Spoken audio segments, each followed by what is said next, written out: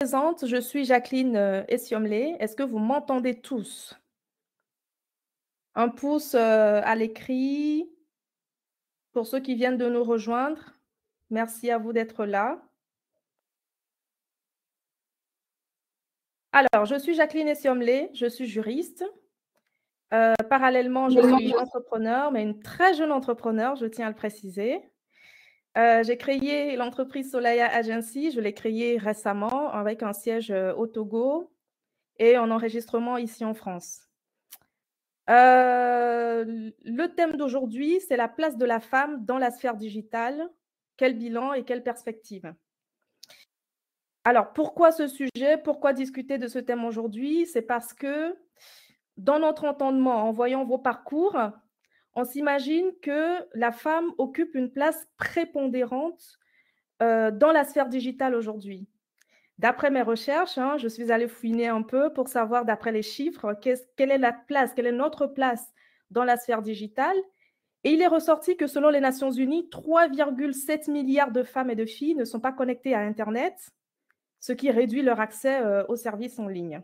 3,7 milliards, le chiffre est énorme. Le chiffre est énorme. Aujourd'hui, on est dans le cadre d'une transformation profonde digitale des services en ligne. Cette transformation a été accélérée par la crise Covid. On est tous au courant. Pendant la Covid, on se demandait quel serait le monde d'après. Aujourd'hui, nous sommes dans le monde d'après. Et le monde d'après est essentiellement nouveau, est essentiellement digitalisé, y compris les services à la personne. Aujourd'hui, on a ce qu'on appelle des téléconsultations. Moi, je suis juriste, les audiences sont parfois virtuelles. Les caisses sont en libre service. Donc, on a de moins en moins de place à l'humain, de sorte qu'on a une impression d'une disparition physique virtuelle au profit d'une virtualité physique.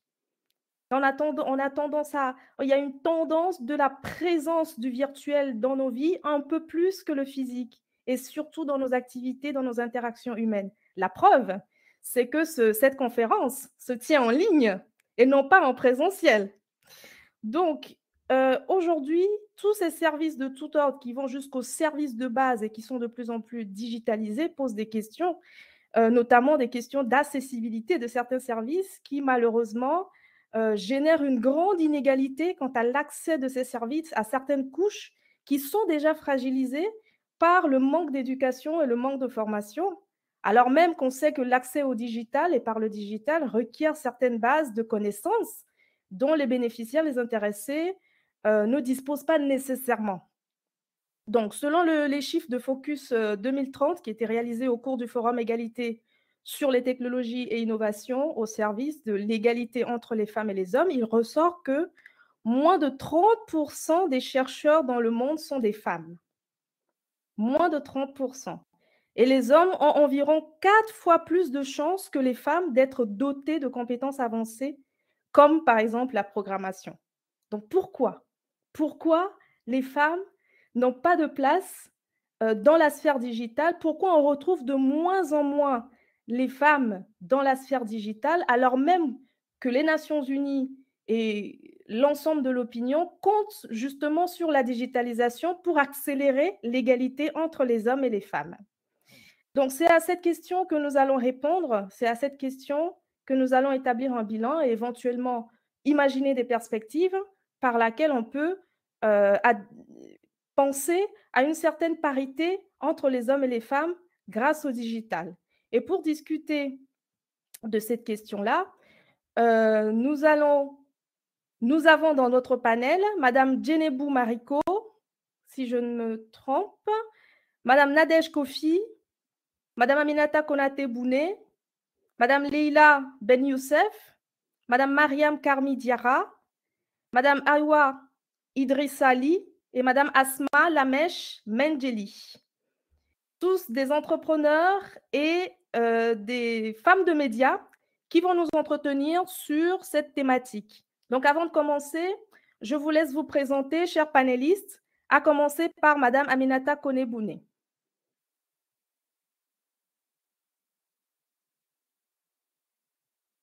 Les micros. En effet.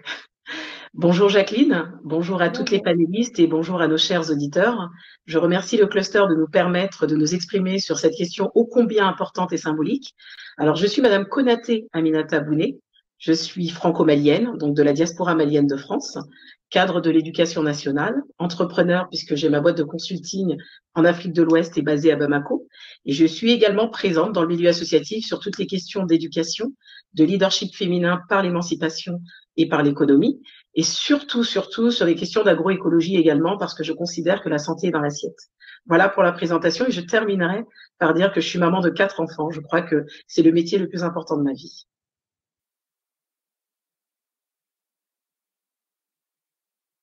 Merci. Madame Aïwa. Merci beaucoup, Jacqueline. Je me joins à Aminata d'ailleurs pour remercier le Cluster Digital Africa de toujours donner une plateforme d'exposition et d'expression aux femmes, notamment sur les questions sociétales, mais surtout sur les questions qui les touchent. Du coup, je me présente, Awa Idrissa Ali. Beaucoup d'entre vous m'avaient connue comme ancienne coordinatrice du Cluster Digital Africa et aujourd'hui flambeau qui est repris par Jacqueline. Au-delà de ça, je suis entrepreneur parce que je suis associée et directrice exécutive de Digital Frameworks, qui est une agence digitale 360 qui accompagne les entreprises dans tout leur processus de digitalisation. Et à côté, j'accompagne le groupe Famib en tant que Chief Marketing Officer du groupe de ces opérations. Et au-delà de ça, j'ai plein de passions. Les questions liées à l'égalité du genre me touchent énormément. Et j'œuvre également dans la vie associative sur les questions liées à la lutte contre les violences basées sur le genre. Donc voilà, de façon très, très brève, qui je suis. Et je pense qu'au fil des échanges, on aura à arborer ou du moins à parler des différentes casquettes qu'on porte tout au quotidien, parce que même Aminata, je pense qu'elle n'a pas touché tout ce qu'elle fait au quotidien. Donc voilà, je laisse la parole et je laisse aux autres le soin de se présenter également. D'accord. Merci, Awa. Madame Mariko. Madame Mariko. Bonjour à toutes, bonjour, Bonjour. à tous nos auditeurs. Je remercie dans un premier temps le Cluster Digital Africa pour l'organisation de ce panel de haut niveau qui va nous permettre d'aborder une thématique aussi importante que la place des femmes dans la sphère digitale, notamment géopolitique. Je tiens également à saluer une grande sœur, Aminata Konaté, qui est une femme qui nous a vraiment inspirés.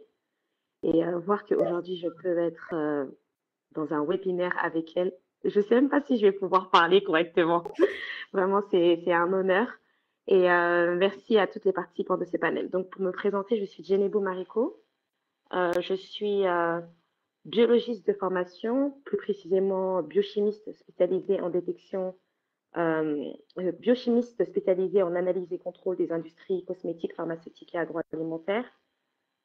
J'ai une spécialisation également en biologie moléculaire, plus précisément en détection des marqueurs biologiques.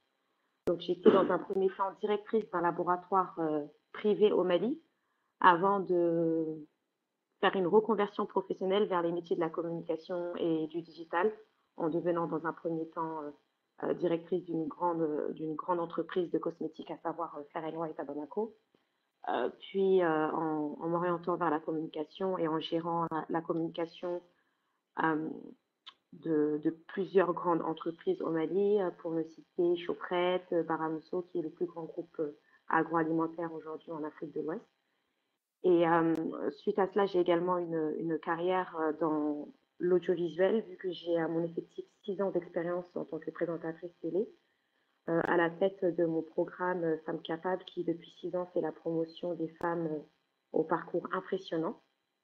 Et je suis également consultante depuis 2 ans pour les Nations Unies, plus précisément l'agence de l'UNESCO. Donc voilà un peu ce que je fais au quotidien. Et je suis très ravie de pouvoir participer à ce panel, comme je l'ai dit plus tôt. Merci à vous. Merci, Madame Mariko. Un parcours très riche et impressionnant. Je donne à présent la parole à Madame Kofi Nadège.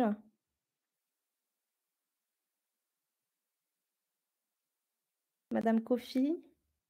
Le micro, le micro. Allô?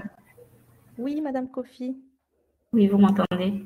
Oui, vous avez la parole. D'accord. Bonjour à toutes, bonjour à tous. Je suis Nadège Kofi, directrice de publication du média en ligne afriqueeconomie.net.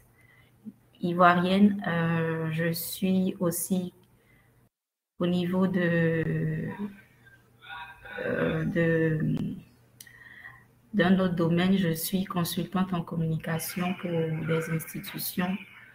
Et de façon brève, pour ma présentation, je dirais que j'ai été la meilleure journaliste web de l'année 2020. Donc, je vais aussi me pencher sur le volet humanitaire. Je milite aussi pour des ONG au niveau du cancer de l'enfant et puis de l'insuffisance rénale. Donc, voici une brève présentation. Merci. Merci beaucoup, Madame Kofi. Madame Ben Youssef Leila, si vous êtes là. Bonjour à tous. Bonjour. Je suis ravie d'être là. J'active ma caméra. Je souhaite un bon mois déjà à toutes les femmes. Un bon mois parce que c'est pas une journée pour moi, donc seulement.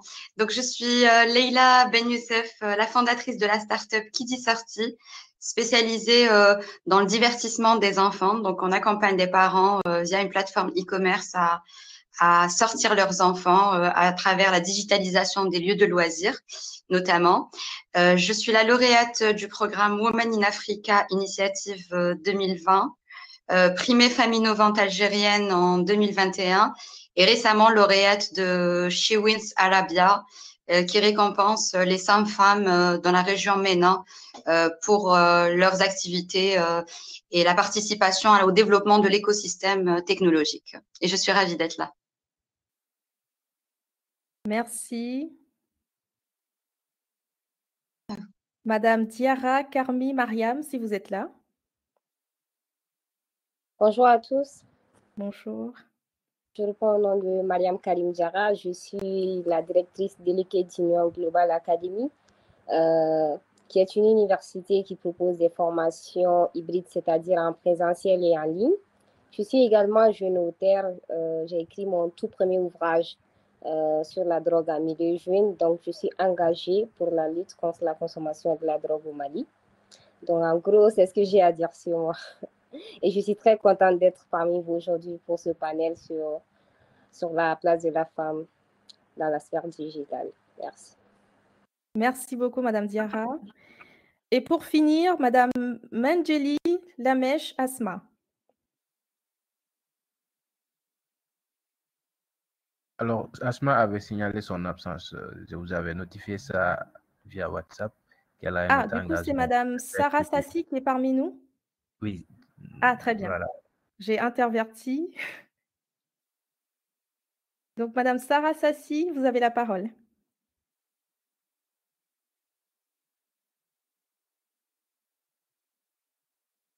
Je ne la vois pas connectée. Je vais l'appeler. D'accord. Merci. Bon, en attendant que Madame Sarah Sassi nous rejoigne, nous allons avancer. Aujourd'hui, des chiffres et encore des chiffres parce qu'on a parlé de bilan, donc je vais beaucoup vous parler de chiffres aujourd'hui. En 2022, en France, parce que je réside en France, donc j'ai fait des recherches en France, les chiffres de l'enseignement supérieur de la recherche et de l'innovation dans son rapport vers l'égalité femmes et hommes dans les catégories professionnelles relèvent qu'il y a une surreprésentation des femmes dans les filières sociales plutôt que dans les filières des corps des ingénieurs et des techniciens de recherche et de formation. Et malgré cela, les femmes sont responsables de 60% du travail effectué dans le monde, mais ne gagnent que 10% des revenus et ne possèdent que 1% des biens. C'est paradoxal. Est-ce que vous pouvez nous dire pourquoi les femmes se retrouvent beaucoup plus dans les secteurs sociaux et malgré l'effort de travail, ne gagnent pas suffisamment que les hommes qui sont plutôt dans les sphères les plus valorisantes? Madame Aminata?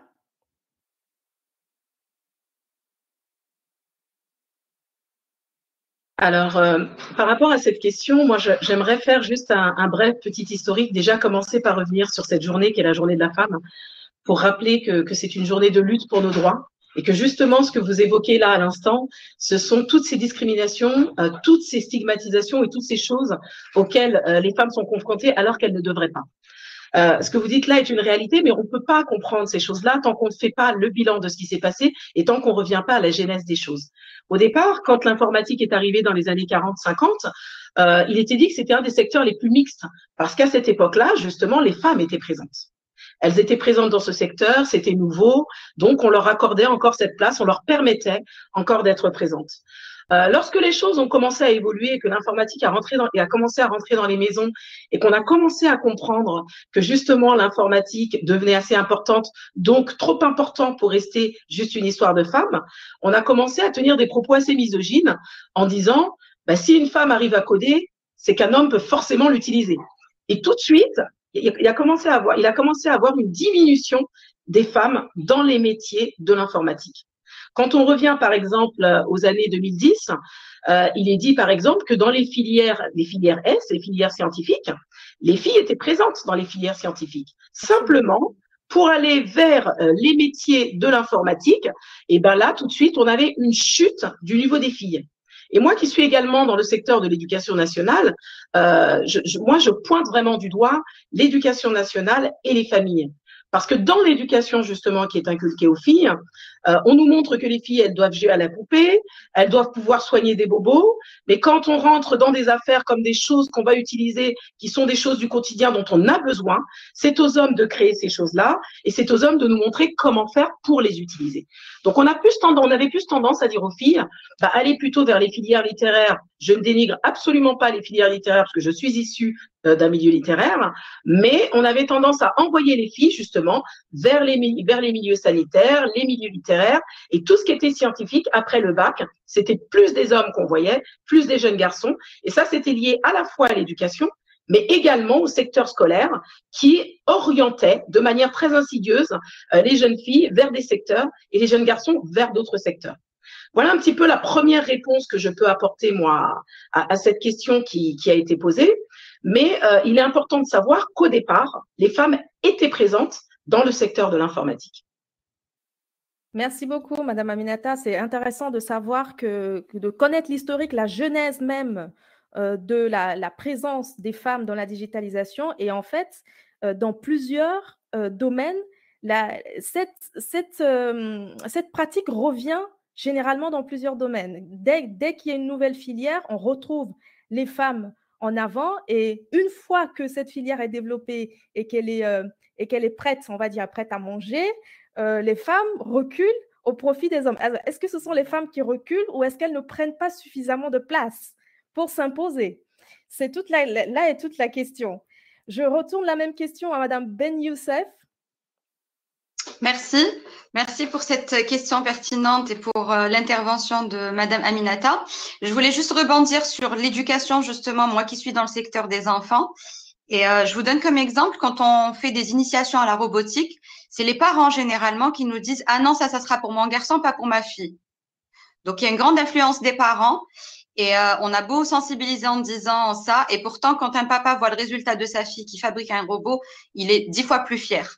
Donc, je rebondis encore une fois sur l'éducation de la cellule familiale et aussi l'influence aussi du milieu par rapport à la peut-être au manque de confiance, c'est-à-dire prendre sa place justement parce que comme l'a si bien dit Aminata, je vous donne comme exemple, par exemple, nous en Algérie, on forme beaucoup de femmes, même plus de femmes dans les STEM que les hommes dans les profils universitaires, en fait, dans les études universitaires supérieures. Et pourtant, on ne voit pas ces résultats sur le marché. Merci. Merci à vous, Madame Ben Youssef. Madame Diarra Karmi. Oui, je pense qu'on se rejoint tous sur la même chose, l'éducation, en fait. À la maison, on nous apprend que les hommes doivent faire ça. Disons, les garçons doivent faire ça, les femmes doivent faire ça. Donc, on a tendance à stigmatiser les femmes pour tout ce qui est métier numérique, pour tout ce qui est informatique, pour tout ce qui est mathématique, pour tout ce qui est science, en fait. Dès le début, on nous inculque que tout ce qui est domaine scientifique est préférable aux hommes qu'aux femmes, alors que ce n'est pas le cas. Donc, je pense que le problème, c'est au niveau de l'éducation, en fait.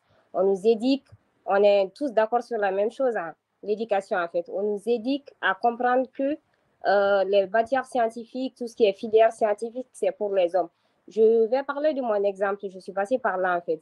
J'ai fait une filière scientifique, j'ai fait le réseau télécommunications. Donc, la plupart des gens avec qui je discute me disent, est-ce que tu serais capable de monter sur les pylônes? Est-ce que tu serais capable de gérer les câbles, tout ce qui est côté électrique et tout?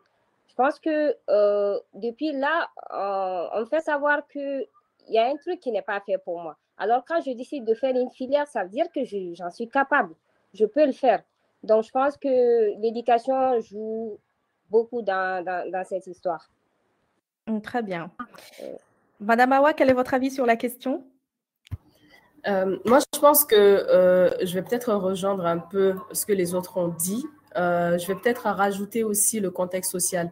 Tout à l'heure, les chiffres que tu as annoncés, Jacqueline, ils interpellent énormément, surtout quand tu parles de la détention des richesses. Je pense que dans la société, ou du moins dans le contexte social dans lequel on vit, qui est, qu'on se le dise, très patriarcal, on fait croire qu'aujourd'hui, la place de l'homme dans la société, c'est d'être le provider, donc d'être celui qui subvient aux besoins de la famille, alors que quand on regarde nos réalités africaines, contexte que je maîtrise, la femme de tout temps a été celle qui s'engage, qui se bat pour nourrir sa famille. On a toujours eu historiquement, et même quand on regarde les réalités sociétales dans les sociétés urbaines ou dans les familles les moins aisées, c'est les femmes qui font des petits commerces, qui essayent de ramener énormément de choses sur la table pour que les enfants, que la famille en généralité puissent être à l'abri des besoins primaires, on peut dire ça. Pendant que très souvent, nos hommes sont à l'aventure ou peut-être ont des ressources qui sont limitées. En tout cas, la femme a toujours été un support assez important dans l'équilibre familial, en tout cas dans la sécurité des siens.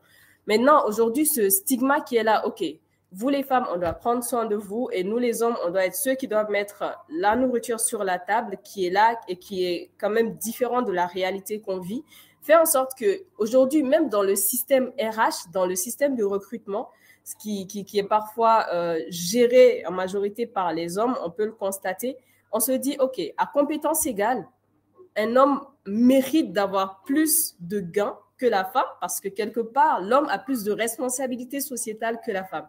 Et je pense que quelque part, j'ai lu récemment un témoignage sur LinkedIn, je ne saurais retracer qui avait fait le post, mais la personne disait qu'on lui a fait savoir quand elle allait revendiquer ses droits chez son responsable RH, que, OK, ton collègue et toi, c'est vrai que vous avez le même job descriptif, mais il gagne plus parce qu'il a une femme, il a des enfants et il a plus de responsabilités que toi. Et pendant des années, elle s'est tue sur la situation parce qu'elle était d'accord avec ça. Elle se disait que, OK, je suis célibataire, je n'ai pas d'engagement, donc c'est normal que mon collègue gagne plus que moi. Donc, je pense qu'il y a aussi ce contexte-là qui intervient dans la stigmatisation, ou du moins dans le fait d'établir un contexte social qui fait croire aux femmes qu'elles ont moins de responsabilités économiques dans la société, donc qu'elles ont droit à moins de richesses. Donc, je pense que cet aspect-là intervient.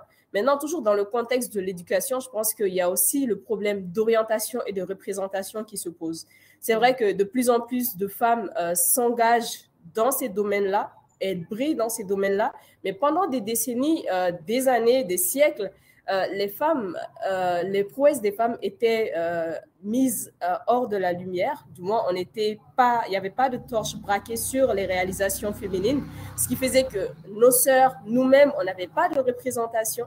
On ne savait pas, OK, on nous dit ce métier, c'est un métier d'homme, etc. Mais on ne savait pas qu'à l'autre bout du globe, peut-être, il y avait une Aminata Boune qui faisait des prouesses, une Leila qui faisait des belles réalisations, ou une Awa peut se refléter dans ce qu'elle fait, ou être inspirée par ce qu'elle fait. Donc, je pense qu'aujourd'hui, le fait qu'il y a de plus en plus de femmes qui montrent ce qu'elles font, de plus en plus de torches qui est mis sur les réalisations féminines, va beaucoup contribuer à changer la tendance aujourd'hui. Donc, voilà, je laisserai les autres intervenir sur la question. Excellent. Merci beaucoup, Madame Awa. Ce que vous dites est juste. Hein. Les femmes sont beaucoup plus dans le secteur informel, ce qui fait qu'elles sont invisibilisées. On ne les voit pas beaucoup parce qu'elles sont dans des qui reste informel et qui fait que même dans les chiffres, enfin là, je vous parle des chiffres, mais je les prends avec beaucoup de pincettes parce que les chiffres ne reflètent pas nécessairement la réalité. Là, par exemple, en 2019, il y a eu un sommet mondial sur le genre en Afrique. Et à l'issue de ce sommet, le Global Partnership sur l'inégalité des sexes a produit un rapport. Et dans le rapport, il est dit qu'en Afrique, l'écart de financement entre les hommes et les femmes est estimé à 42 milliards de dollars. 42 milliards de dollars. Alors, à supposer que ces chiffres soient dans de la véracité et prennent en compte le secteur informel, l'écart est quand même élevé.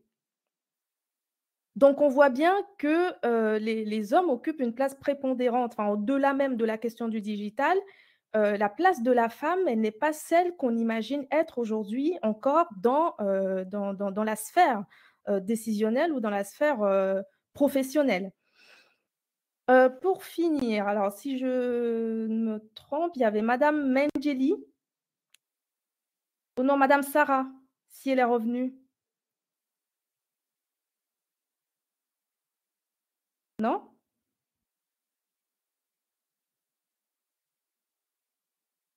Non, elle n'est pas avec nous. OK, donc nous allons continuer.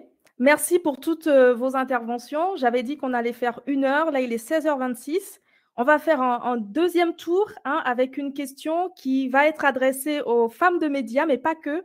J'aimerais que vous interveniez également sur cette question. Madame Kofi m'avait soumis une thématique sur le basculement de la presse traditionnelle vers le numérique, qui est une opportunité à saisir. Et effectivement, je pense que c'est une opportunité à saisir pour visibiliser les femmes qui sont dans le métier du digital. Donc, je vais donc commencer par Madame Kofi.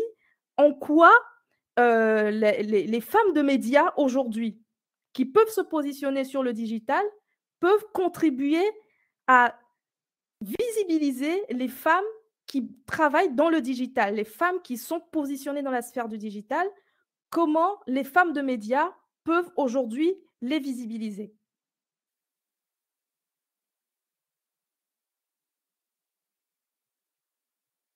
Madame Kofi, vous êtes là? Votre micro n'est pas... Allô? Voilà. Oui, bon. merci. Merci pour la question. Je dirais que c'est vrai, je vais essayer de rebondir sur la précédente question par rapport à la place de la femme au niveau du digital. Moi, je dirais que c'est plutôt des principes qui ont été donnés et on se dit qu'il y a des postes que les femmes doivent occuper. Or, moi, je dirais que tous les postes sont possibles à tous les genres, c'est-à-dire que ça soit féminin ou masculin, la femme, le garçon peut l'exercer à plein temps. Et donc, au niveau des médias, moi, je peux dire qu'il y a des avancées qui ont été faites. Et depuis la conférence de Beijing, il y a des femmes qui occupent désormais divers postes de décision élevés dans les entreprises de presse de divers pays. En outre, le nombre de femmes ayant embrassé une carrière de reporter ou de journaliste de la presse écrite, de la radio, de la télévision et de la presse en ligne a augmenté. Je pourrais donner au moins des pays où on voit un peu une avancée au niveau de ce secteur. Comme au Royaume-Uni, le pourcentage de femmes occupant des postes élevés à la BBC est passé de 19 à 29% de 1995 à 1998. Au Burkina Faso, nous avons des femmes qui sont nommées à la direction de la télévision nationale et des radios privées. À la Trinité et Tobago, nous avons une femme qui a été nommée à la tête de l'un des 3 grands quotidiens. Au niveau de la Côte d'Ivoire, je vous donne mon exemple. Je suis directrice de publication du média Afrique Économie. Donc, on peut dire qu'il y a des avancées. Les femmes essaient de se positionner aussi dans des secteurs d'activité. Et maintenant, pour revenir sur la question du basculement de la presse traditionnelle à la presse au numérique, Moi, je dirais que il faudrait d'abord définir ce que c'est que la presse traditionnelle pour des personnes qui ne savent pas ce que c'est que la presse traditionnelle. La presse traditionnelle, c'est l'ensemble des médias traditionnels, c'est-à-dire la presse écrite, la radio, la télévision, appelées des médias de masse. Et elle s'adresse à un large auditoire, voilà, généralement composé d'individus ou de groupes d'individus isolés les uns des autres, anonymes, répartis sur un territoire plus ou moins vaste et sans possibilité de réponse immédiate. Et au niveau de la presse écrite, nous avons eu la naissance par le journal La Gazette. Ça, c'était en 1605. Le premier média, la presse écrite. Au niveau de la radio, nous partons en 1896 avec la radio par un Italien et du nom de Guglielmo Marconi au niveau de la radio. Et au niveau de la télévision, nous avons l'Écossais John Bird qui présente en 1926 la première diffusion d'images télévisées. Donc, à partir des années 1950, la télévision devient graduellement un média populaire. Et je vais aussi définir ce que c'est que le numérique. Quand on parle de numérique, on recouvre à la fois les sciences et techniques de l'information et de la communication. On parle d'informatique, d'électronique, de télécommunication. Et le périmètre du numérique est donc plus large que celui de l'informatique. Le numérique modifie les activités humaines et sociales. Et donc, qu'est-ce qui nous a envoyé au basculement de cette presse traditionnelle au numérique? Je dirais que, confrontés à de profondes mutations économiques et technologiques, les acteurs de la presse modifient leurs pratiques et leurs entreprises. La période actuelle est en effet marquée par grande inventivité et entrepreneuriale des entreprises de tous les professionnels qui dessinent les nouvelles frontières du journalisme et de l'information. Donc, on pourrait dire que la naissance et l'évolution du numérique a été faite dans plusieurs pays, à commencer par les États-Unis en 1972 au New York Times. Et au niveau de cette évolution-là, nous voyons que nous sommes passés par les médias sociaux. Et le numérique a débuté, on peut dire, on est passé de la presse en ligne vers 1990, où les médias ont essayé de reconvertir les supports papier en supports numériques. Beaucoup d'entreprises de presse se sont reconverties aux médias en ligne pour essayer de pouvoir être en interaction avec les lecteurs, en interaction avec sa clientèle. Et surtout, je dirais qu'il y a eu aussi le problème les gens n'arrivaient plus à lire les supports papier. Ils étaient intéressés plus à aller directement sur le net, les réseaux sociaux pour s'informer. Donc, ce basculement-là, je dirais, s'est fait de façon croissante parce que les gens préféraient se connecter à l'Internet et avoir accès à l'information. Donc, je vais m'arrêter là et puis, au fil des questions, je pourrai encore mieux développer. D'accord, merci Madame Kofi. Oui, le numérique aujourd'hui a une place prépondérante dans les médias et j'aurais aimé que vous me dites quelle est la place quel est le positionnement de la femme, comment les femmes sont représentatives dans ces médias numériques aujourd'hui. Je dirais qu'au niveau du positionnement, il y a pas mal de femmes qui se sont intéressées au numérique, au digital. C'est vrai que c'est pas au niveau de la presse, il y a une progression, mais on peut dire de façon large, nous avons des noms que je pourrais citer. Nous avons Alex Isaka, qui est une icône internationale du content marketing.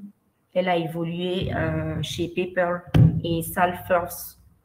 Aujourd'hui, elle est Head of Global Content Marketing chez LinkedIn. Nous avons des noms comme Laura Finton, fondatrice de on40.com, co-auteur de Twitter for Domain. Donc, il y a des noms.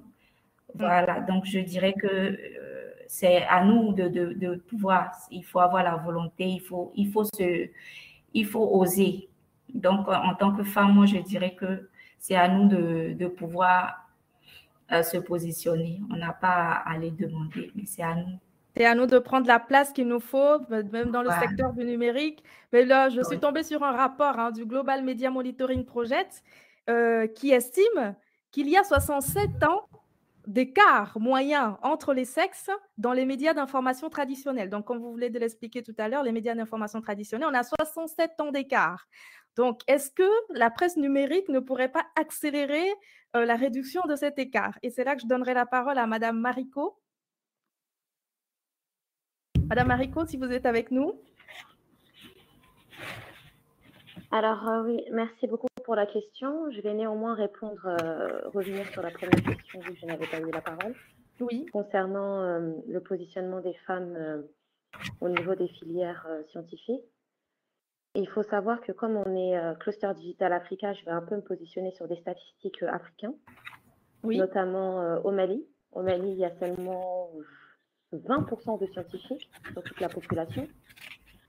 En études supérieures, il y a seulement 4,5% de femmes en filière scientifique, donc c'est des chiffres qui sont vraiment catastrophiques. Et quand on essaye de savoir et de comprendre pourquoi est-ce qu'on a une si faible représentativité féminine et une si faible représentativité de scientifiques à l'échelle de la population, on se rend compte qu'un autre statistique catastrophique qui est autour des 90% ou je ne sais plus, c'est que majoritairement, les personnes n'arrivent même pas à avoir 5 sur 20 en maths.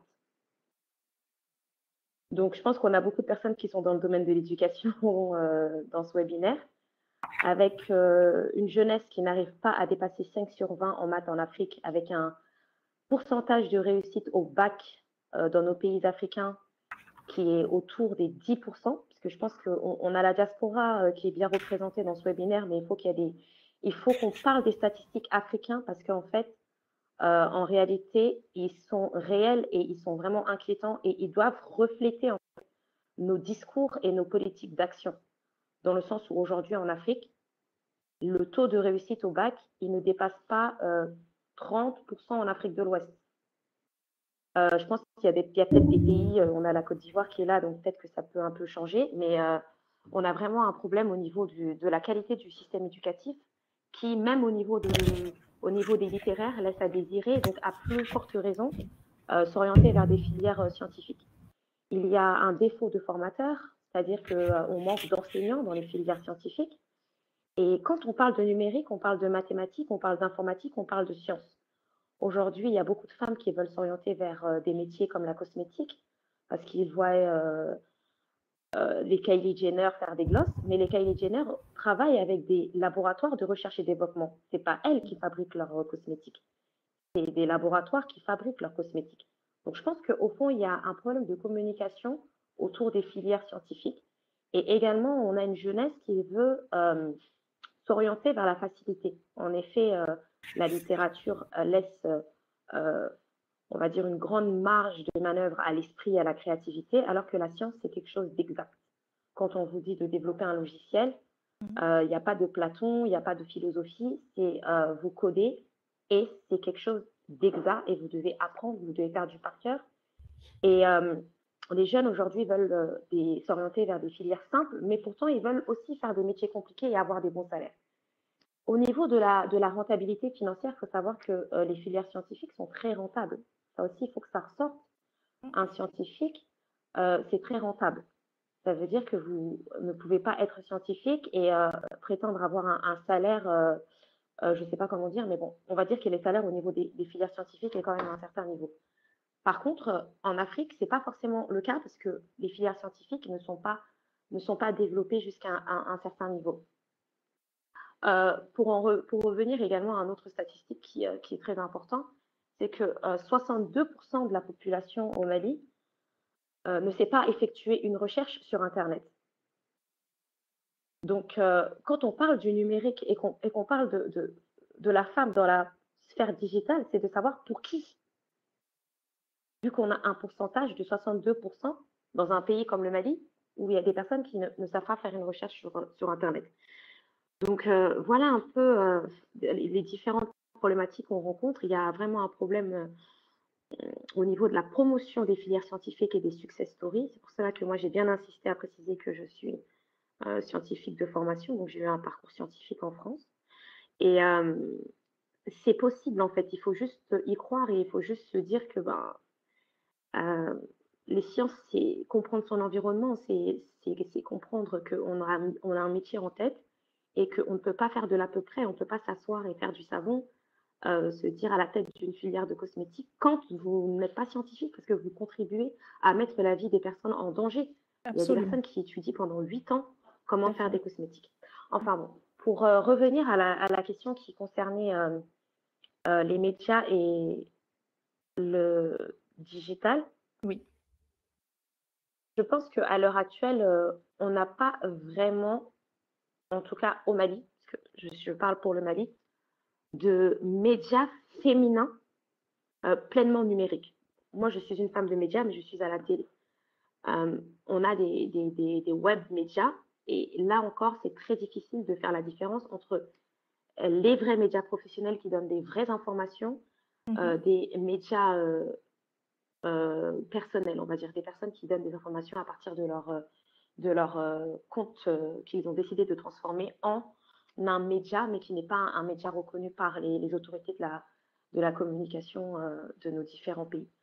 Donc, quand on parle de vraiment un web média en tant que tel, c'est-à-dire une vraie chaîne de production, je pense que c'est encore quelque chose qui a développé en Afrique et que pourtant, c'est vraiment très important, puisque si aujourd'hui, on veut faire la promotion des femmes, si aujourd'hui, on veut faire la promotion, comme on parlait tout à l'heure, Awa, des success stories et des modèles féminins, comme on le fait par exemple à la télé via mon émission Femmes Capables, il va falloir que les femmes décident d'elles-mêmes prendre leur destin en main, se disent que oui, c'est possible, investissent dans des web médias et décident de mettre en avant des programmes féminins, des profils féminins et de donner la parole aux femmes comme on est en train de le faire dans le webinaire aujourd'hui. Donc voilà, je vais m'arrêter là pour cette intervention. Merci.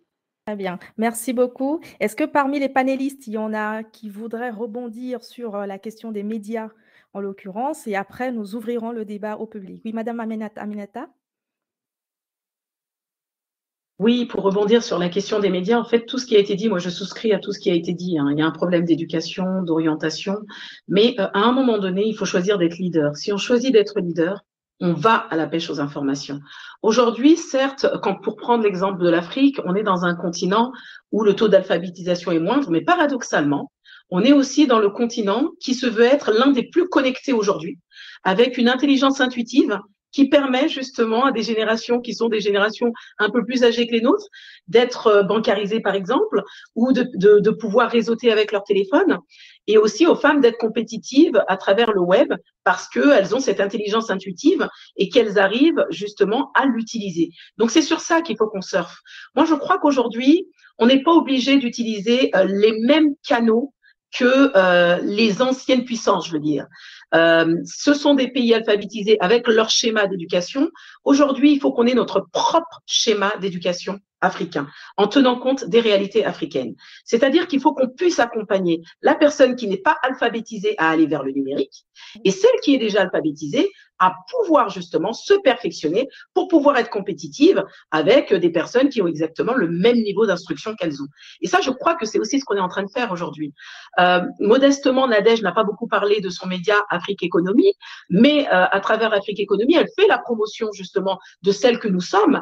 Elle voit qu'il y a des choses qu'on fait qui sont intéressantes, elle nous interpelle et elle nous dit, ben moi, j'ai cette compétence de pouvoir te donner une visibilité, donc on va être complémentaires et je te propose de faire un article. Tout à l'heure, Djenebou n'a pas parlé en profondeur de ce qu'elle faisait au sein de Femmes Capables, mais pareil, elle donne la parole justement à des personnes qui font des choses extraordinaires, mais qui ont besoin d'avoir ce relais d'information pour être ces porte-voix qui vont permettre à d'autres de pouvoir suivre et de pouvoir aussi s'identifier. C'est aussi toute cette identification dont parlait Awa.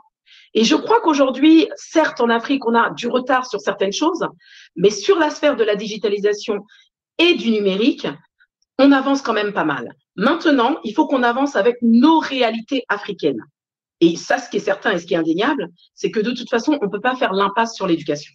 Une société qui n'a pas d'éducation, qui n'est pas éduquée et instruite, c'est une société qui continuera à être léguée. Donc là-dessus, on a énormément de travail à faire sur l'éducation, sur nos programmes scolaires, sur la formation des personnes qui vont pouvoir accompagner à l'éducation.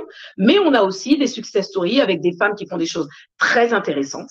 Et je crois aussi qu'il faut qu'on n'oublie pas une chose, c'est que cette journée du 8 mars, c'est une journée contre ce patriarcat qui se veut d'écraser les femmes. Absolument. Et là où il faut qu'on soit aussi dans nos messages très intelligentes et très fines, c'est qu'il faut qu'on dise à nos homologues masculins que ce combat, c'est un combat qu'on mène ensemble et que c'est un combat qui se veut complémentaire pour l'humanité. Parce qu'il y a des hommes et des femmes, qu'on le veuille ou non, on doit composer ensemble.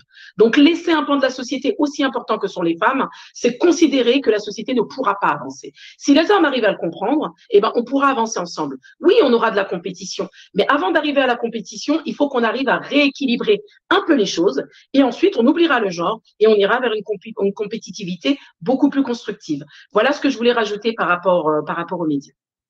Parfait, Madame Konaté. Nous allons à présent ouvrir le débat au public tout en continuant. S'il y a des questions, je regarde en même temps. S'il y a des questions que nous avons reçues entre-temps. Djibril.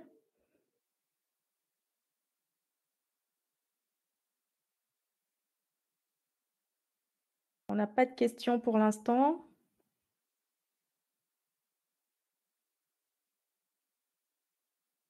Chers participants, si vous avez des questions, c'est le moment de les poser. Vous pouvez les poser par écrit, parce que je pense qu'ils ne sont pas connectés en tant qu'intervenants.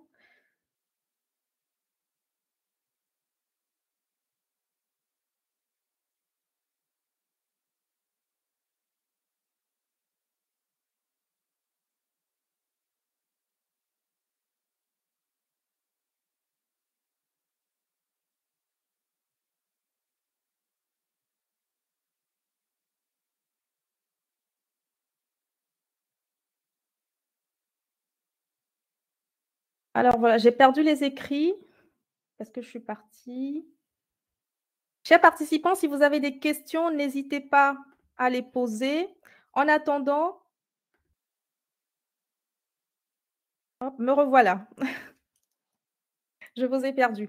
En attendant, oui, effectivement, il y a des réalités sur le terrain. Déjà, dans mon introduction, je disais qu'il y avait 3,7 milliards de femmes et de filles qui n'étaient pas connectées à Internet. Donc, effectivement, il y a une défaillance. Il y a clairement des défaillances des politiques publiques à l'endroit même du secteur du digital. C'est-à-dire qu'il faut un portage politique du secteur dans un premier temps, avant même de penser à l'inclusion des femmes.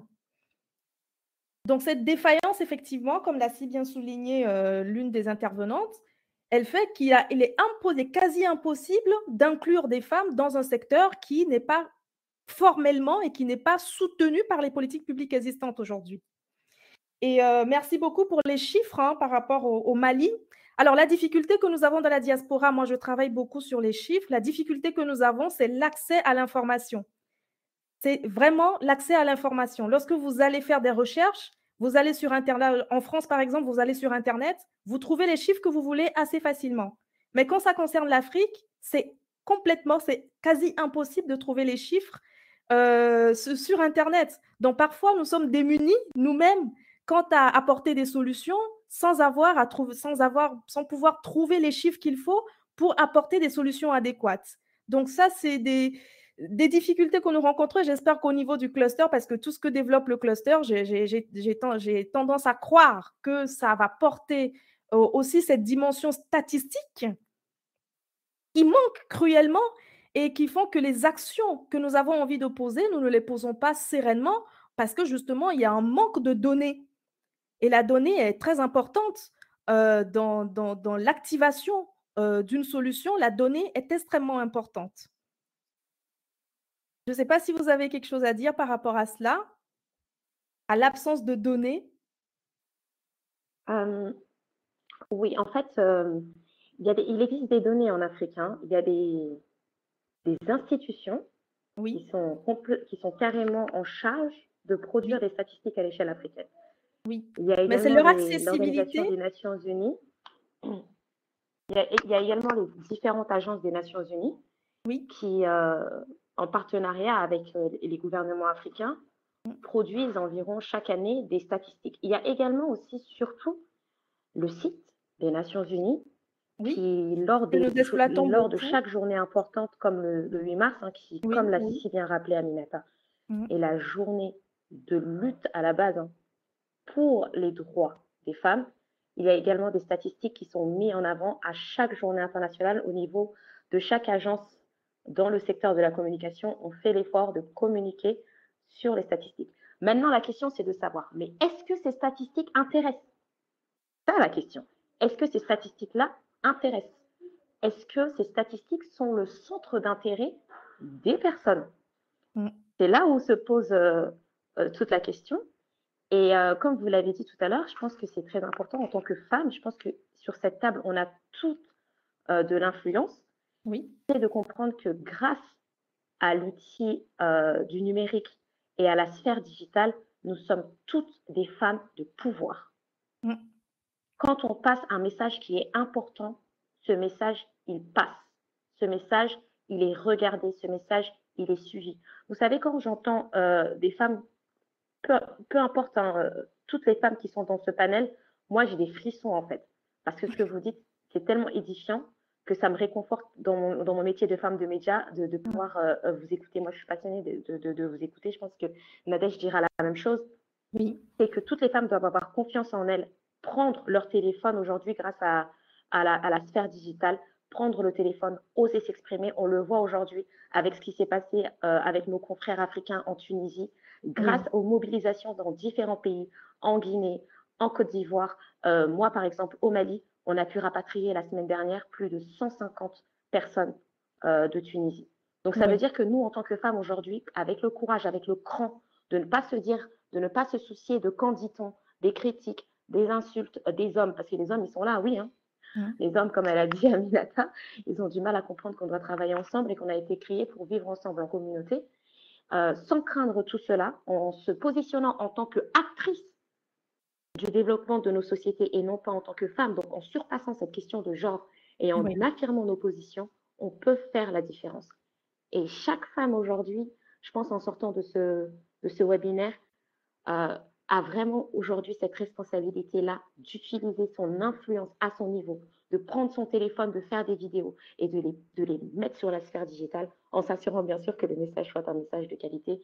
Et franchement, je pense que quand toutes les femmes vont prendre conscience de cela, même celles qui sont au marché vont commencer à dénoncer publiquement ce qu'elles souffrent, et ben comment dire, moi aussi je commence maintenant à devenir très malienne. Hein. J'allais dire, les autorités à l'échelle de tous nos États vont être obligées de se plier et de nous donner notre droit, qui est tout simplement d'avoir des lois justes qui protègent la femme et qui nous favorisent à toutes les différentes sphères, que ce soit politique, sociale et économique. Donc voilà. Oui. J'avais une question, mais je vais laisser là. Je pense qu'il y a une question sur le panel, le cluster. Quel est l'avenir de la femme africaine dans l'espace numérique? Et c'est une question de Madame Sousa Naomi.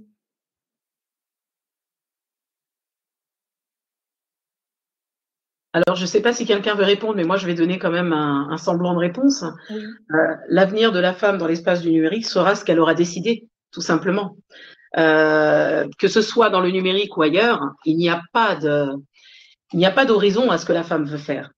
Ça a été dit par mes prédécesseurs, les femmes peuvent faire tous les métiers qu'elles décident de faire à condition de se donner les moyens de leurs ambitions. Donc moi là-dessus, je m'inquiète absolument pas.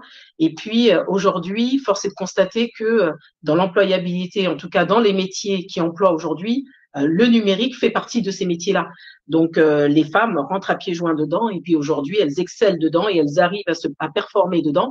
Donc là-dessus, moi j'ai pas d'inquiétude. Par contre, j'aimerais revenir un petit peu à tout ce qu'on disait par rapport à l'État et au fait que c'est à eux aussi de mettre en place les politiques qu'il faut pour pouvoir accompagner. Vous savez, quand je dis qu'il faut qu'on compose avec nos réalités, c'est tenir compte des choses au moment T aujourd'hui. On peut faire beaucoup de plans sur la comète, on peut se projeter énormément, mais chaque développement s'accompagne d'un temps donné.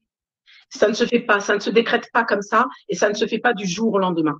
Et nous, justement, qui sommes des acteurs de ce développement-là, on contribue à faire changer les mentalités et à accompagner les pouvoirs publics à faire ce qu'il faut. Ça, c'est la première des choses. La deuxième des choses, quand on est en Afrique, où justement, on a des États défaillants, il faut que le privé soit fort, il faut qu'on accompagne le secteur privé pour qu'il soit fort. Et justement, dans le numérique, il y a un espace pour le privé, pour exister, pour performer et pour accompagner les populations. C'est ce que le cluster fait, c'est ce que les différents médias que vous êtes font et c'est ce que nous, on fait également en tant qu'acteurs du développement. Et je crois que c'est ça qu'il faut qu'on encourage. Moi, je n'ai pas les chiffres, mais je sais qu'il y a énormément de startups qui naissent en Afrique et ce sont des startups qui sont viables, qui vivent aujourd'hui et qui existent et qui grandissent et qui contribuent justement à faire que cette sphère privée, elle soit beaucoup plus importante. Donc ça, il faut qu'on l'encourage. Oui, il faut que les politiques se saisissent de la question, mais les politiques se saisiront de la question quand nous, on se sera réellement saisis de la question et qu'ils verront que justement, on arrive à avancer et ils prendront les choses en main. Quand on regarde, par exemple, le Mali, le développement au Mali, le développement des différentes régions, les différentes régions, elles ont été développées par les personnes. Elles n'ont pas été développées par l'État. Hein.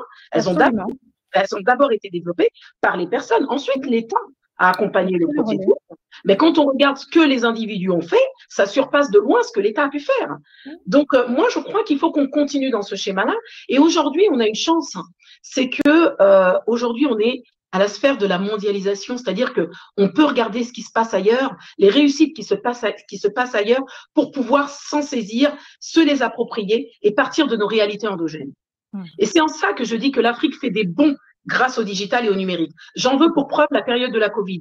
Je ne vais pas monopoliser la parole, mais pendant la période de la Covid, au niveau de la scolarisation, ce que l'État malien, en tout cas pas l'État malien, ce que le Mali, parce qu'à travers l'Université virtuelle du Mali ou le cluster digital africain a pu faire, nous en France, moi qui suis dans l'éducation nationale française, ça a été très difficile. Ça a été très difficile parce que nous n'étions pas préparés. Ça a été très difficile parce que les professeurs ne sont pas des professionnels du numérique et du digital et que décréter un professeur derrière un écran, ça ne se fait pas comme ça. Donc, on a eu énormément d'élèves qui ont décroché. Et pourtant, la misère numérique, elle est beaucoup plus importante dans un pays comme au Mali qu'en France.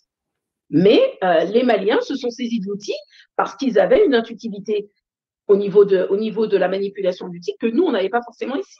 Donc, il y a des choses positives quand même qu'il faut qu'on arrive à accompagner et qu'on fasse avancer. Par contre, je suis entièrement d'accord avec Djinébou dans ce qu'elle dit. Il faut qu'on ait les yeux bien ouverts sur la réalité des choses et qu'on accompagne ce qui ne va pas et ce qui va, qu'on fasse en sorte que ça aille encore mieux. Absolument. Absolument. Vu le temps qui nous reste, il y a une dernière question et ensuite je vous demanderai votre mot de fin pour clôturer. Les femmes sont les moteurs du développement de l'Afrique et comment les femmes du CDA, donc du cluster, peuvent y participer? Et ça, c'est une question du grand Amadou Diawara. Awa? Merci beaucoup, Jacqueline. Moi, en fait, j'ai presque plus envie de parler parce que tellement tout ce qui a été dit est important et je suis tellement avec les différents propos qui ont été tenus. Avant de revenir à la question initiale, je pense qu'il serait très dommage de clôturer ce webinaire pour rappeler qu'aujourd'hui, l'autonomisation des femmes est essentielle pour la lutte contre la pauvreté, mais surtout pour le développement économique. Et cela, surtout, c'est basé sur le fait que la contribution des femmes sur le plan socio-économique et culturel est très, très importante dans la société. Et aujourd'hui, pour en revenir à la question qui est posée, je pense qu'il faudrait aussi se pencher sur certains points positifs, notamment la thématique qui a été choisie cette année dans le cadre de la Journée internationale pour les droits des femmes. Thématique qui stipulait pour un monde digital inclusif, innovation et technologie pour l'égalité des chances, enfin des sexes. Moi, je l'aurais traduit en parlant surtout d'égalité des chances parce que selon moi, je pense que c'est un discours que je tiens depuis un petit moment. la question du genre ne doit plus se poser à l'heure où on se trouve. Je pense que c'est une question qui n'a aucun sens. La question du genre n'existe pas à mes yeux. Elle ne doit pas se poser. On doit parler de chances, de compétences. Ça doit être les caractéristiques qui doivent être mises en place. Aujourd'hui, il est indéniable, en fait, que le numérique est un outil puissant pour les femmes d'exprimer leur plein potentiel. Et aujourd'hui, quand on parle d'autonomisation des femmes, ça passe par plusieurs facteurs. Ça passe d'abord par la formation qui a été un point très touché, très revu dans les différents propos qu'on a eus les unes comme les autres.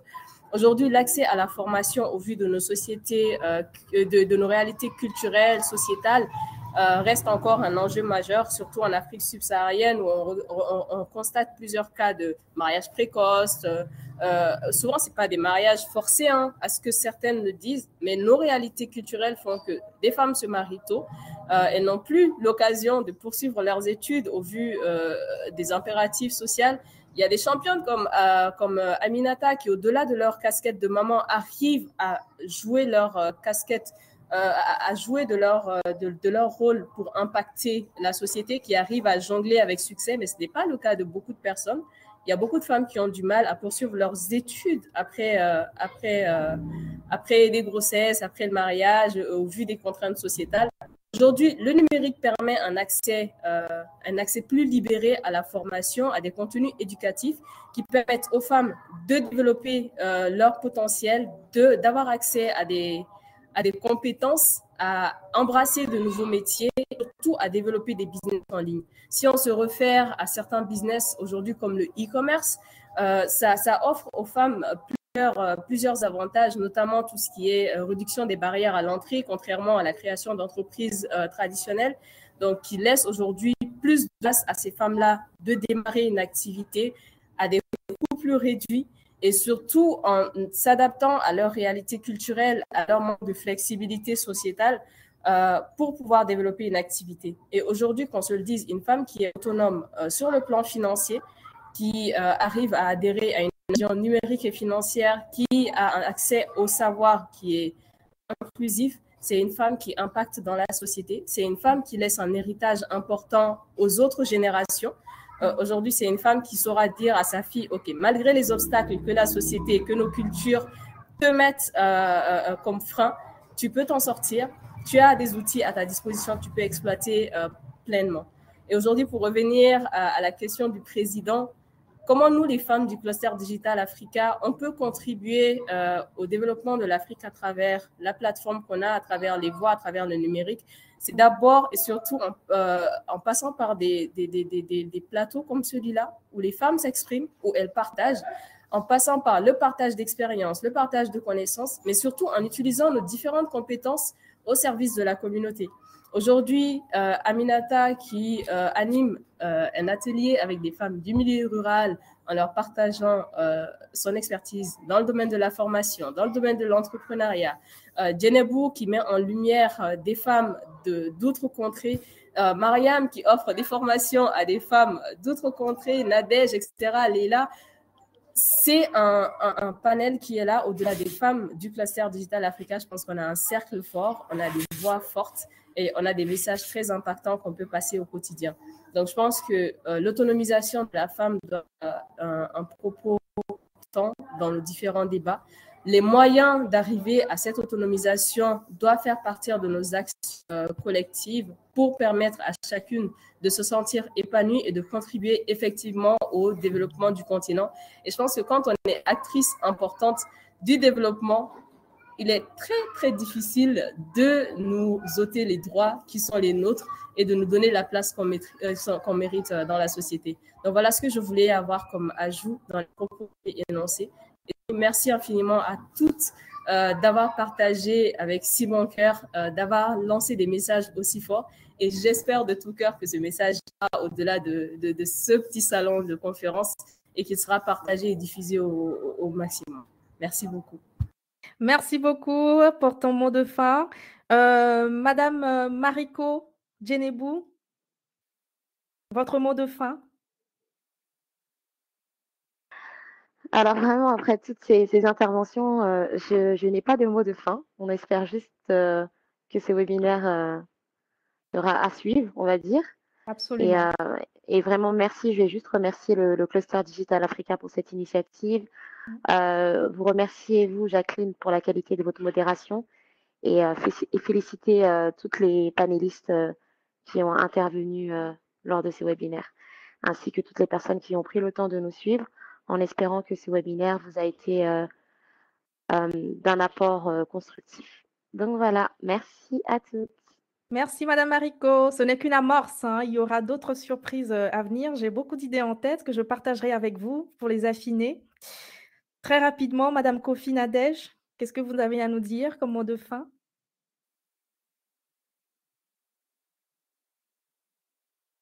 Votre micro n'est pas actif. Donc, je dirais que pour moi, le digital en Afrique devrait continuer d'avancer sur tous ces sujets pour mieux financer l'amorçage, en particulier dans les écosystèmes francophones, pour accélérer l'employabilité des talents tech africains et des femmes sur le continent. Travailler avec des investisseurs privés. Moi, je dirais que pour les femmes, il faudrait oser, il faudrait se lancer, ne pas avoir peur, ne pas avoir cette peur-là de se lancer dans ce qu'elle désire. Et je tenais à remercier le Cluster Digital Africa par son président, Amadou Diawara, qui nous donne cette opportunité-là de pouvoir nous exprimer. Merci à tous ces panélistes qui ont vraiment du potentiel. Je vous encourage à aller toujours de l'avant. Et c'est l'Afrique qui gagnera. Merci. Merci beaucoup. Madame Konaté Bouné, votre mot de fin.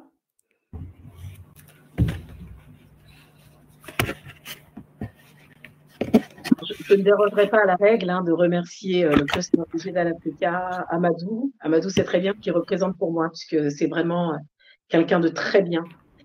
Quelqu'un qui impacte son environnement, mais au-delà de ça, qui marque l'histoire de l'Afrique avec tout ce qu'il a mis en place. Et justement, on parlait de genre, je parlais du fait que les femmes et les hommes étaient complémentaires. Ben, on en a un exemple, c'est Amadou qui initie tout ça et qui nous donne la parole et qui nous permet de. Donc, merci à toi et continue à faire tout ce que tu fais aussi intelligemment. Tu verras que ça finira par payer au sens où l'Afrique finira par se développer. Ça, c'était mon petit mot pour Amadou. Pour nos sœurs qui nous écoutent, je leur dirais que nous sommes des sentinelles de paix et de développement. À partir du moment où on accepte ça et qu'on accepte d'endosser notre rôle de leader, parce qu'on le veuille ou non, on est leader dans ce qu'on fait à la maison, au quotidien, on est leader. Donc à partir de là, il faut simplement qu'on ose et qu'on y aille. Nous, on a osé, on y va. Et on y va pour une seule chose, pour que les générations futures, pour que ceux qui sont derrière voient que c'est possible et aillent encore plus loin que nous. Et à partir de là, les choses, elles avanceront. Nous, on a fait des choses que nos mamans n'ont pas pu faire. Et ben, nos enfants feront des choses que nous n'avons pas pu faire. Mais ils iront encore plus loin. Et si nous, on a pu faire des bonds de 10 ans, il faut que nos enfants soient en capacité de faire des bonds de 20, 30, 40 ans, parce qu'on a la technologie comme outil qui nous permet d'avancer. Ensuite, je terminerai également par dire à nos sœurs que la sororité, elle nous est nécessaire. Nous n'avons pas le choix. Les hommes ne se sont pas unis par amour. Ils se sont unis par nécessité parce qu'ils ont compris qu'unis, ils iront beaucoup plus loin et ils seront beaucoup plus forts. Donc, il nous faut aussi être unis pour pouvoir avancer. Il ne s'agit pas d'un combat contre les hommes. Je dis bien que c'est en complémentarité qu'on y arrivera. Mais il s'agit d'abord entre femmes de s'unir et de comprendre que nous sommes complémentaires et que nous avancerons ensemble. Voilà ce que j'ai à dire. Et puis moi, j'y crois. C'est aussi pour ça que je continue et que quand bien même les choses n'avancent pas comme on le souhaite, elles avancent quand même. Donc voilà. Et je suis vraiment ravie d'avoir fait partie de ce panel. Pour répondre à la question d'Amadou, le fait qu'on soit présente, qu'on continue à impacter, je crois que c'est déjà une première réponse. Après, je crois qu'il faut qu'on aille un petit peu plus loin dans le plaidoyer que nous menons, dans la formalisation de ce plaidoyer et que ce plaidoyer aussi arrive en haut. Certes, on a des auditeurs qui nous écoutent, mais il faut aussi qu'on aille vers les décideurs, qu'on ait cette démarche d'aller vers les décideurs avec des idées nouvelles, avec des propositions qu'on va leur faire, et puis suivre aussi tout ça de manière à voir si ça avance vraiment. Voilà. Donc, merci aux auditeurs, merci aux panélistes pour la qualité de nos échanges, et merci beaucoup, Jacqueline, pour la qualité de la modération. Merci, Madame Konaté Bouné. Madame Ben Youssef? Alors déjà, merci pour cette occasion, merci au Cluster Digital Africa, merci à toutes les intervenantes inspirantes aussi pour leurs interventions très valeureuses. Je dirais pour rajouter, rebondir à ce que disait Aminata, seuls nous allons vite, ensemble nous allons plus loin. Donc ce que nous pouvons faire nous-mêmes au sein du Cluster Digital Africa, c'est de continuer ce type d'action justement, de pouvoir accompagner, pourquoi pas, avec des programmes de mentoring, donner la chance à des jeunes, de lancer des concours de start-up, par exemple, d'innovation. Moi-même, quand j'ai bénéficié du programme Women in Africa Initiative, ça m'a ouvert un grand champ d'action, rien qu'avec un mentoring pendant la période du Covid où je voulais abandonner. Donc, ça nous a permis de faire preuve de beaucoup plus de résilience et de se rendre compte que dans les pays africains, on est presque toutes dans les mêmes situations. C'est pas parce que je suis en Algérie ou parce qu'une autre personne est au Mali, etc. Donc, on se rend compte, on a cet attachement aussi parce qu'on a envie, justement, on a aussi une diaspora très puissante qui permettra aussi d'assurer ce pont entre l'Afrique et les différents continents. Donc, je dirais oui, nous mettre à disposition d'autres femmes pour pouvoir justement les encourager, les accompagner et les inspirer aussi. Donc, c'est mon mot de fin. Merci beaucoup en tout cas pour cette belle initiative. Merci, merci. Et enfin, Madame Diarra Karmi Mariam, votre mot de fin. Pour mon mot de fin, je dirais que la femme a un avenir prometteur dans le milieu du digital. Nous allons refuser d'être de simples utilisatrices, de simples consommatrices. Nous allons participer à la création de ces applications, de ces réseaux qui sont là, que nous utilisons à longueur de journée. Et je pense que le numérique, c'est l'avenir en fait. Le numérique offre une vaste opportunité. Donc, nous n'allons pas participer à un monde créé par des hommes, disons construit par des hommes. Nous n'allons pas y assister. Nous allons y participer. Donc, pour ça, je pense que n'importe quel domaine que vous allez embrasser aujourd'hui, que ce soit la santé, que ce soit les RH, que ce soit la communication, que ce soit la finance, je pense qu'il faut aller vers le digital. Donc, il faut combiner les deux. Et comme Aminata Boun l'a dit, et Awa aussi a parlé de l'éducation, c'est un moyen de développement pour l'éducation, les EdTech et tout. Donc, je suis dans ce domaine. Et je vois que la plupart du temps, même les formateurs ne sont pas réceptifs à tout ce qui est nouvelle technologie parce qu'ils pensent que ça va justement être un moyen pour eux, ça va faire disparaître les ressources humaines pédagogiques, ce qui n'est pas le cas.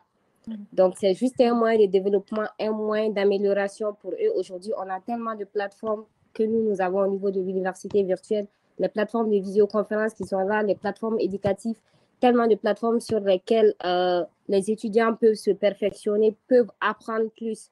Donc, dans ces cas de figure, les formateurs ne sont pas que des maîtres de la connaissance. L'étudiant en question a la possibilité en amont d'apprendre plus. Il y a plus d'interaction dans les salles de classe et moins d'absentéisme. Donc, je dirais tout simplement, j'en connais plus sur mon métier qui est les EdTech, mais je dirais que les nouvelles technologies ne seront qu'un développement, un moyen de croissance, un moyen d'amélioration sur tous les métiers qui existent. Donc, on doit être plus réceptif à ça et on doit aller à la recherche de l'information par rapport à ça parce que les métiers du numérique ne sont pas très connus de nos jours, ne sont pas très valorisés parce qu'on, disons, au niveau des femmes, parce qu'on a tendance à croire que le monsieur qui s'occupe de l'informatique, c'est juste un réparateur ou quelque chose comme ça. Alors qu'il y a tellement de domaines. L'informatique, c'est un truc global, mais il y a tellement de choses dedans, il y a tellement à apprendre dedans. Donc, en gros, c'est ce que j'ai à dire pour mon mot de fin. Merci à vous et merci pour avoir participé à ce panel, à vos côtés. Je pense que c'était un réel plaisir pour moi. Merci beaucoup. On a légèrement dépassé le temps. Mais pour ma part, je voudrais remercier chacune d'entre vous pour votre disponibilité, chacune d'entre vous pour la richesse de vos interventions qui aujourd'hui amorcent quelque chose de nouveau. On va dire le monde est en train d'accoucher de quelque chose. Oui, les femmes accouchent. Et le monde est en train d'accoucher de quelque chose. Nous serons, et nous l'avons toujours été, nous avons toujours été des impacteuses, nous avons toujours amorcé le développement, nous allons continuer par le faire. Et la place de la femme dans la sphère numérique, c'est à elle de le prendre. Et c'est ce qu'on retient aujourd'hui, c'est à la femme de prendre sa place en s'éduquant, en se formant, et c'est aussi aux hommes de nous accompagner. Un he for she.